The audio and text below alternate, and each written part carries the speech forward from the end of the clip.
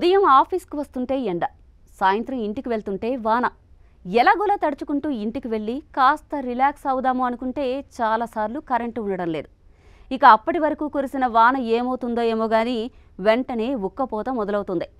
ఈ చెమటలతోనే నిద్రపోదామని ఒళ్ళు వాల్చితే కాసేపటికి చలి స్టార్ట్ అవుతుంది. ఇంకా దుప్పటి కప్పుకోవాల్సిన పరిస్థితి వచ్చేస్తుంది. ఇదంతా హైదరాబాద్లో ఒక్క రోజులో కనిపించే దృశ్యాలు. హైదరాబాద్తో పాటు తెలంగాణలోని మిగిలిన కొన్ని ప్రాంతాల్లో కూడా ఇలాంటి దుస్థితి కనిపిస్తుంది. అటు ఏపీలోని పలు ప్రాంతాల్లోనూ కొన్నిసార్లు ఇలాగే జరుగుతూ ఉంటుంది. మండు వేసవి కాలంలో అసలు ఇలా ఎందుకు జరుగుతుంది? దీని వెనుక ఉన్న కారణాలేంటి? మీరు ఎప్పుడైనా అర్బన్ హీట్ ఐలాండ్ అనే పదం విన్నారా? వినకపోతే ఇప్పుడు వినండి. ఇది మనందరికీ సంబంధించిన అంశం. అర్బన్ హీట్ ఐలాండ్ అనేది శాస్త్రవేత్తలు ఎక్కువగా వినియోగించే పదం. పెద్ద పట్టణాల్లో, ముఖ్యంగా హైదరాబాద్ లాంటి నగరాల్లో బిల్డింగ్లు, కాంక్రీట్ రోడ్లు, వాహనాల ఉష్ణోగ్రత లాంటివి అన్నీ కలిసి ఒక ప్రత్యేకమైన వేడి వాతావరణాన్ని తయారు చేస్తాయి. పట్టణాల్లో అడవులు, చెట్లు, నీటి వనరులు తగ్గిపోవడం వల్ల రోజంతా సూర్యరశ్మిని పీల్చుకున్న భవనాలు రాత్రివేళ ఆ వేడిని మళ్లీ విడుదల చేస్తాయి. దీని కారణంగా సాయంత్రం ఎండ తగ్గిపోయిన తర్వాత కూడా మనకి ఉక్కపోతగా అనిపిస్తుంది.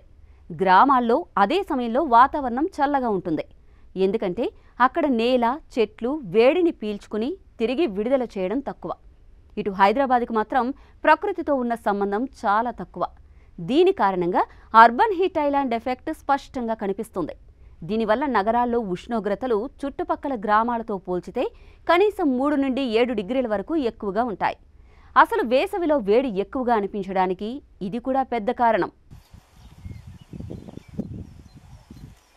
ఇక నిజానికి గతంలో వేసవి అంటే ఏప్రిల్, మే నెలల్లో ఎండలు విజృంభించేవి. జూన్లో మోస్తరు వానలు వచ్చేవి. కానీ ఇప్పుడు మార్చిలోనే ఎండలు మండిపోతున్నాయి.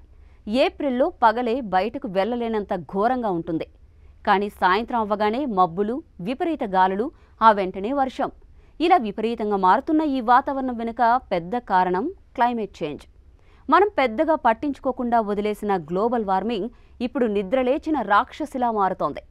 ప్రపంచవ్యాప్తంగా ఉష్ణోగ్రతలు పెరుగుతుండడంతో రెయిన్ సైకిల్ మారిపోతోంది.